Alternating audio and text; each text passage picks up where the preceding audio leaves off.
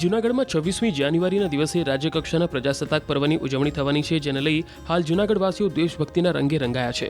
શહેરને રંગબેરંગી રોશનીથી શણગારવામાં આવ્યું છે, તો પોલીસ દ્વારા 3 દિવસથી વિવિધ કાર્યક્રમો કરવામાં આવી રહ્યા છે. સ્વામી વિવેકાનંદ ગ્રાઉન્ડ ખાતે પોલીસ દ્વારા મશાલ પીટી કાર્યક્રમનું આયોજન કરવામાં આવ્યું હતું, જેમાં પોલીસ જવાનોએ હાથમાં મશાલ લઈને મશાલ રાસ તેમજ બાઇક સ્ટન્ટ સહિતના અવનવા કરતબો રજૂ કર્યા, જે જોઈ તમામ લોકો મંત્રમુગ્ધ બની ગયા હતા. લોક સાહિત્યકાર રાજભા ગઢવીએ દેશભક્તિની વાતો લોક સાહિત્યની ઢબે રજૂ કરી. ભારત માતા કી જય, ચકદે ઇન્ડિયાના પ્રચંડ નાદ સાથે ખમીરબંધી ખાખીના અવનવા કરતબ માણતા જૂનાગઢના લોકો મંત્રમુગ્ધ બની ગયા. પોલીસ જવાનો દ્વારા બાઇક સ્ટન્ટ, મલખમ, અશ્વ શો, ડોગ શો કરી લોકોને મોજ કરાવી દીધી હતી.